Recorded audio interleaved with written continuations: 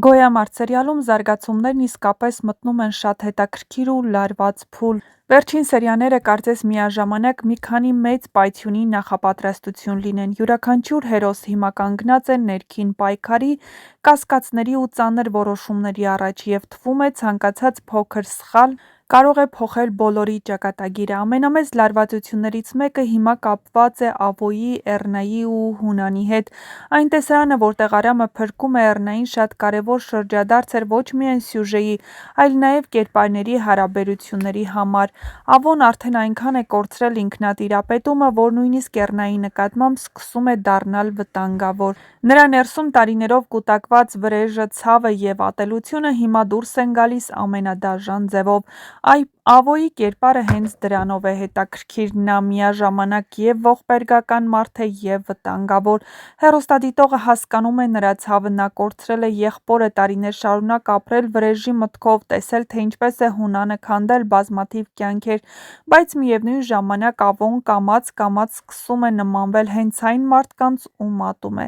Եվ Էռնայի հետասարանը դրա ամենավառ ապացույցն էր։ Էռնան հիմա սերիալի ամենախոցելի հերոսներից մեկն է։ Նրա հոգեկան աշխարհը փլվել է, նա կորցրել է վստահությունը սեփական եղբոր նկատմամբ, կորցրել է իրականության զգացողությունը, իսկ հիմա նաև Ավոն է դառնում նրա համար վտանգի աղբյուր։ Հենց այստեղ է Արամի կերպարը սկսում ավելի կարևոր դառնալ։ Արամը ոչ միայն փրկում է Էռնային, այլ կարծես առաջին մարդն է, ով փորձում է նրան վերաբերվել ոչ թե որպես Հունանի քույր, այլ որպես կոտրված ու օգնության կարիք ունեցող մարդ։ Եվ հենց սա է, որ շատ հեռուստադիտողների ստիպում է մտածել նրանց միջև իսկապես կարող է սիրային կապ առաջանալ։ Արամի հայացքներում արդեն կա հոգատարություն, իսկ Էռնան, որքան էլ հիմա փակված լինի իր ցավի մեջ, առաջին անգամ զգում է, որ ինչ-որ մեկն իրեն պաշտպանում է առանց շահի։ Բայց այդ հարաբերությունը հեշտ ճանապարհ չի ունենալու, հատկապես եթե իրական դառնա այն վարկածը, որ Հունանը կապված է որոշ սպանությունների հետ։ Այդ դեպքում Արամը կհայտնվի շատ ծանր ընտրության առաջ՝ սեր, թե վրեժ, որովհետև հեռուստադիտողները կասկածներ ունեն, որ Արամի հոր սպանության մեջ ևս խառն է Հունանի մատը։ Մյուս կողմից Հունանը հիմա բառացիորեն կորցնում է վերահսկողությունը։ Նրա համար Էռնան ամենացավոտ կետերից մեկն է, և այն փաստը, որ Ավոն նման կերպ է վարվել նրա հետ, Հունանի համար անձնական պատերազմ է դարձել։ Հունանը հիմա պատրաստ է ամեն ինչի Ավոյին գտնելու համար, և սա շատ վտանգավոր է, որովհետև Հունանն այն մարդը չէ, ով պարզապես կպատժի։ Նա գործում է ծայրահեղ ձևերով, հատկապես հիմա, երբ իր կյանքում ամեն ինչ փլվում է՝ ընտանիքը, երեխաները, վստահությունը, բիզնեսները, հեղինակությունը։ Շատ հնարավոր է, որ առաջիկա սերիաներում նրանց հակամարտությունը հասնի նոր վտանգավոր մակարդակի։ Բայց այս լարվածության ֆոնին շատ կարևոր հոգեբանական գիծ է զարգանում նաև Լեոյի շուրջ։ Դավիթ պապի տված մատանու տեսարանն առաջին հայացքից կարող էր սովորական ընտանեկան պահ թվալ, բայց իրականում սա շատ խորքային նշանակություն ուներ։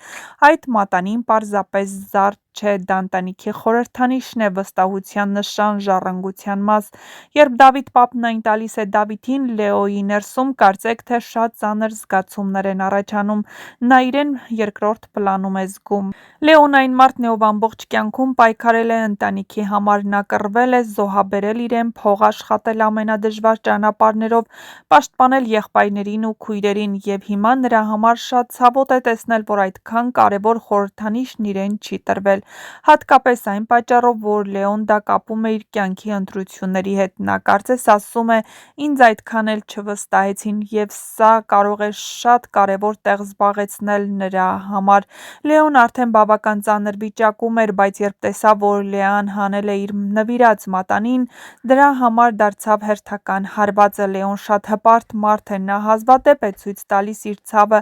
բայց ներսում շատ խոցելի է, հատկապես սիրո հարցում։ Նրա համար մատանին ոչ միայն սիրո նշան էր, այլ ապացույց, որ Լեան իրենն է, որ իրենց հարաբերությունն իրական է ու ամուր։ Երբ նա տեսնում է, որ Լեան այլևս չի կրում, բնականաբար սկսում է մտածել ամենավատ բաների մասին։ Արդյոք Լեան փոխել է իր վերաբերմունքը։ Իհարկե ոչ, հեռուստադիտողներին պարզ է, որ այդ ամենը Հունանի ճնշման հետևանքով է։ Դավիթ պապը վերջապես Դավիթին խոստովանեց, որ Ավոն իրենց կողքին է։ Սա շատ կարևոր պահ է, որովհետև Ավոյի վերադարձը կարծես անցյալի դռների բացումն է ազդարարում։ Դավիթը հիշում է Ավոյի, նրա դեմքը ծանոթ է, նա բնականաբար ճանաչում է, բայց դեռ չգիտի, որ իր հորեղբայրն է։ Նա այդ գիշեր, երբ պարզ դարձավ, որ նրա հայրն այլևս չկա, նա տեսավ Ավոյին, բայց բնականաբար երեխայի հիշողություններն աղավաղված են, և այժմ նա չի հիշում։ Բայց հիշողությունը վերականգնվելու է, ու նա պարզի, թե ով է իր հորեղբայրը, և հենց սա կարող է դառնալ սերիալի ամենաուժեղ բացահայտումներից մեկը։ Պատկերացրեք Դավիթի վիճակը, երբ նա իմանա, որ այդ մարդը հենց իր հորեղբայրն է։ Սերիալը հիմա շատ հետաքրքիր փուլում է, որովհետև բոլոր հերոսների կյանքերը սկսում են խաչվել մեկ մեծ ճշմարտության շուրջ։ Ավոն վերադարձել է անցյալը բացելու, Հունանը փորձում է ամեն ինչ պահել վերահսկողության տակ, Լեոն պայքարում է սիրո ու հպարտության միջև, Էռնան փորձում է չկորցնել իրեն, Արամը կամաց-կամաց մտնում է այս վտանգավոր խաղի մեջ, իսկ Դավիթ պապի ընտանիքը կանգնած է նոր ցնցումների առաջ։ Առաջիկա սերիաներում սպասվում են շատ հուզիչ ու պայթունավտանգ զարգացումներ։ Կիմանա Դավիթը Ավոյի իրական ինքնությունը, կկարողանա Լեոն պահպանել հարաբերությունները Լեայի հետ, իսկ Արամն ու Էռնան իսկապես կմոտենան իրար։ Մի բան արդեն պարզ է՝ գոյամարտում ոչ մի գաղտնիք երկար թաքնված չի մնում, և ամեն բացահայտում փոխելու է հերոսների ամբողջ կյանքը։